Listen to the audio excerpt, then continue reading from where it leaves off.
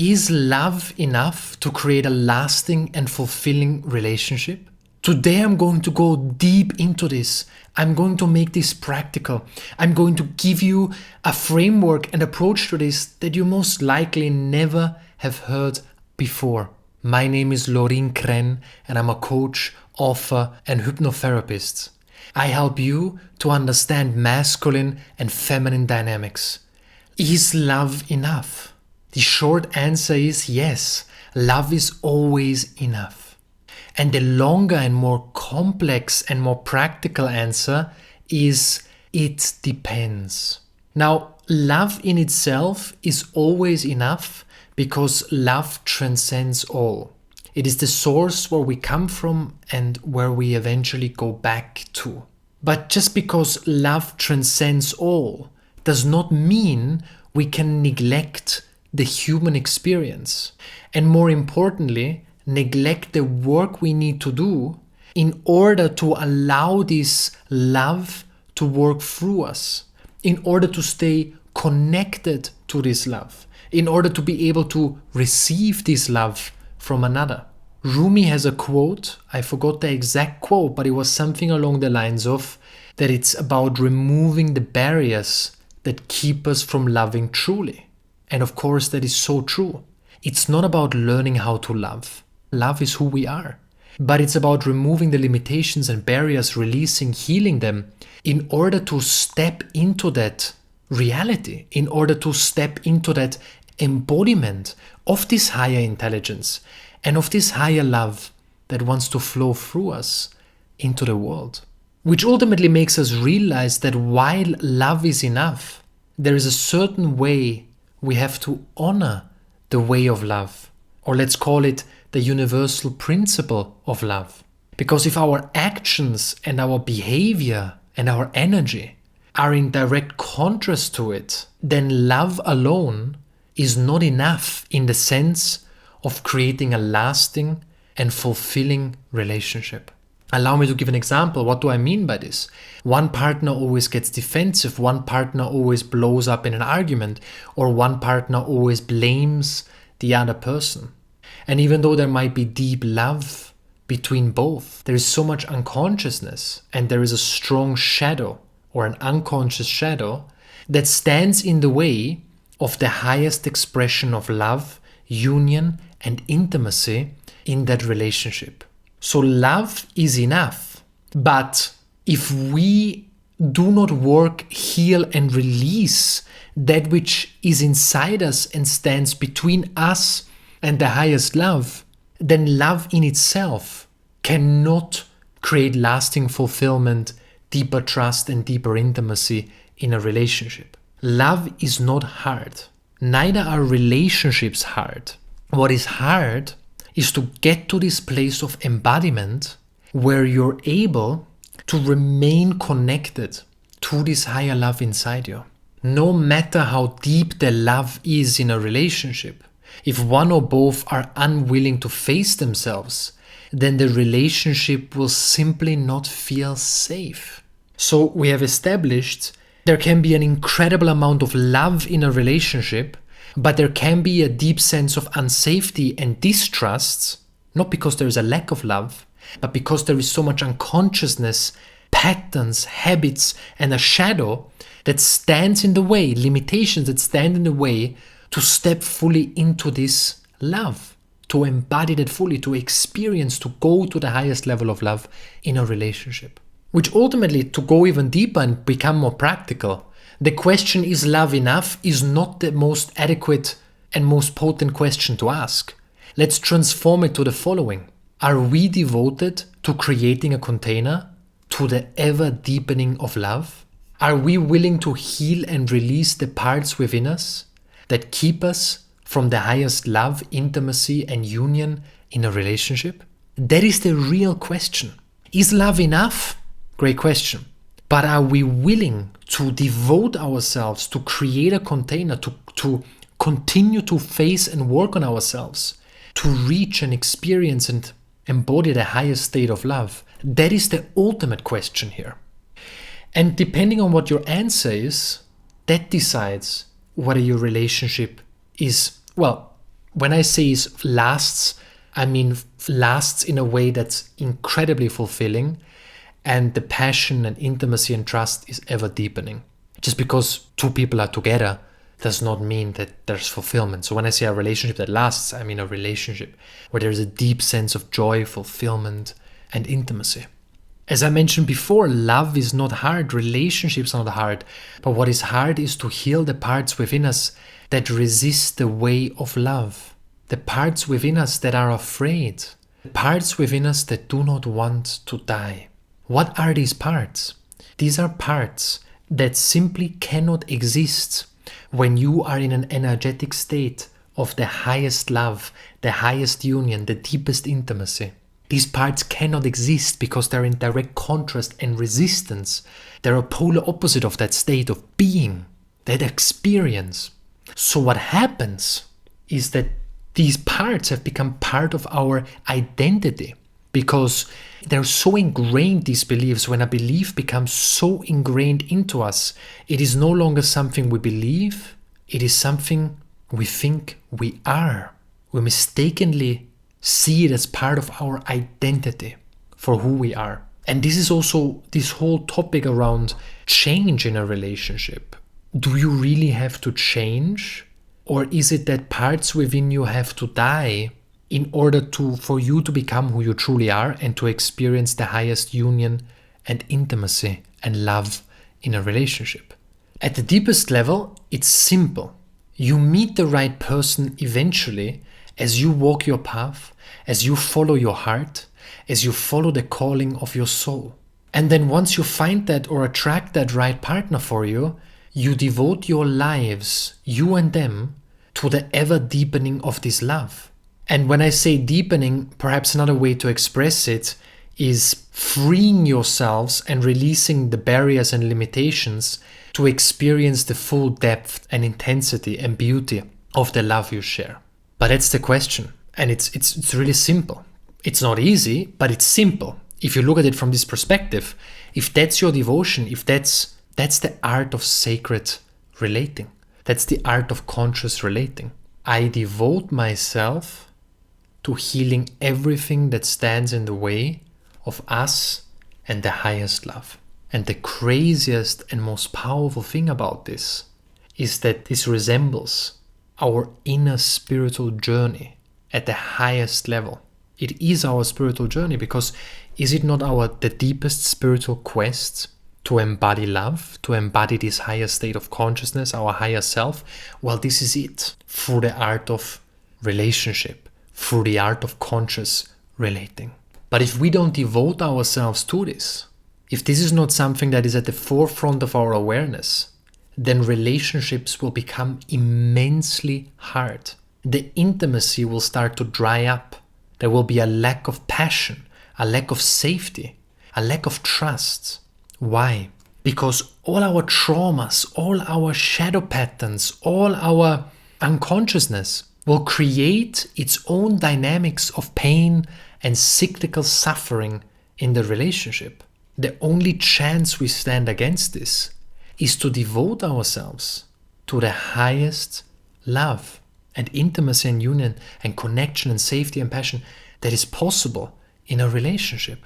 Because then we're actively facing whatever we need to face in order to go deeper. Love is always enough, but the spirit of love has to be honored, has to be nurtured in a relationship. Now, how do you do this? There are 3 practical steps I want to give you here. Number 1 is to focus on your highest evolution. This is perhaps the greatest gift you can ever give another, is to focus on your own evolution. Because focusing on your own evolution, on your own expansion, means shifting your energy. And the only way to truly be there for others is by shifting something within you, by shifting your energetic state. Because your energetic state decides for everything in your life. Every encounter, every conversation, everything you do or don't do, whatever it is, it's all about your energy behind that. So focusing on your energy, on your evolution, on your expansion is the greatest way you can honor and nurture the love in a relationship. So ultimately really devoting yourself to your own spiritual journey and to the shadows that you have to work through, to the things that you're avoiding, that you're escaping from. So while that might seem like an indirect way because you're not directly doing something in the relationship, all the work you do to evolve as a soul will allow you to deepen your relationship, because your relationship is ultimately a mirror of your state of consciousness and of your embodiment and energetic state of being. So that's the first fundament, that's the step, that's the foundation of all. Now the second step is, do not get embroiled in the drama. Don't allow the shadow within you to create all these patterns of closure, disconnect, trying to make them feel bad, judging the other person, making stories about them. And how do you do this? By relentlessly grounding yourself in your heart, anchoring yourself in your heart, stepping into the power of your heart. Your heart energetically has the power to pierce through everything, because the heart is the gateway to the sacred. So the heart is the portal. And if you are aware and if you are centered in your heart, then quite naturally you're able to pierce through all the BS that your shadow and wounding is unconsciously creating. Whether it wants to reaffirm a limiting story, whether it wants to make the other person feel bad and to see you but in an inauthentic way. Whatever it is, it comes from a state of unconsciousness. And by anchoring yourself into your heart, by truly making this your way of being, not just something you do here and there, but being in your heart, making this your way of being, you pierce through all of that. And you have this ability to, ultimately what you're doing is you're transcending a state of consciousness that all relationships are in when people are embroiled in their own drama and in their own wounding. So any relationship will have that unless there is this deeper heart-centeredness and unless there is this deep, deep devotion to releasing and healing everything that stands in the way of the highest love. And this is why so many couples are unhappy. This is why so many people are unfulfilled, because they don't have this at the forefront of their awareness. So they get completely stuck in the momentum of their shadow, of their mind, of their negative thinking patterns, of their unconscious habits, whatever it is. It's like a storm that takes them. And usually it happens very soon after the honeymoon phase. At the beginning you're infatuated with the other person, and then everything takes you by a storm and there is suffering. And ultimately the reason why there is suffering is not necessarily because the other person is not right for you, even though sometimes that might be the case. But it is in this context because this devotion and this focus and dedication and commitment is not here. And the third step for you to honor this, the way of love, for you to honor the spirit of love in order to deepen your love and the intimacy and everything, is by focusing on bringing understanding to your beloved, understanding to their experience. Because feeling understood, feeling seen, feeling heard by another person is a very deep form of emotional and spiritual intimacy. Love in itself is beautiful and the most important aspect, of course. But if you don't make an effort to try to understand your partner's internal world and their emotional experience, then they're not going to feel safe. They're not going to feel that they can embody all of who they are, and they won't feel held in the relationship. Vice versa, for both, right? And this desire to be seen, to be understood, to be met in our heart is one of our deepest desires in intimacy, ultimately. It's our deepest desire is not necessarily a sexual desire. It is that desire to meet at a soul and heart level and to be seen, to be felt, to meet at that level. And the other person might love you deeply and vice versa, but if you don't make a conscious effort to try to feel them, understand them, empathize with them, even if you don't agree or even if you don't fully understand why they're experiencing what they're experiencing, this conscious effort creates so much safety and so much trust And it's something you will have to put in the work. Just relying on, well, love is there and that's it, and I don't have to do anything, that's not going to work. It would lead to a lot of suffering, to a lot of unnecessary suffering.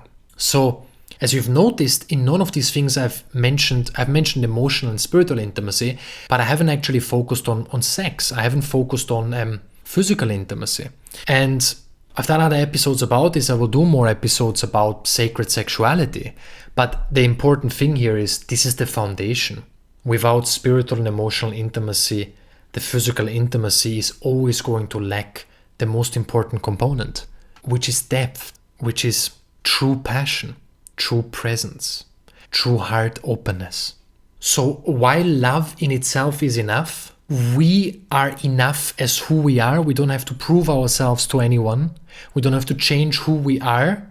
What we do have to do is to heal and face everything relentlessly that stands in the way of us and that stands in the way of the relationship and the highest embodiment of union, of intimacy and love.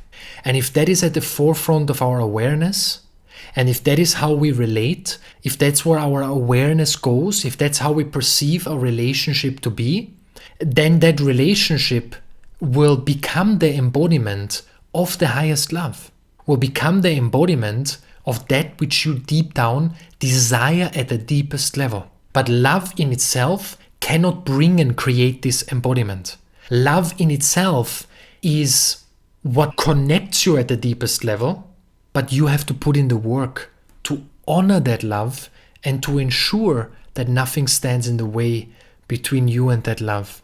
And that is the work ultimately. So this is not about you feeling, oh, I'm not good enough, I'm not worthy, I need to do all kinds of things. No, you are worthy, you are whole, you are abundant, you are infinite and limitless as you are. But there are just certain principles that we have to honor in this human experience in a relationship. And these are important principles, and we have to honor them in order to create a lasting and fulfilling relationship. Thank you for listening to this episode. I am deeply honored and grateful to be of service in your journey. If this episode had a powerful impact on you, it would mean the world to me if you can rate the show wherever you are or give it a thumbs up on YouTube, but if you're on other platforms, 5 stars.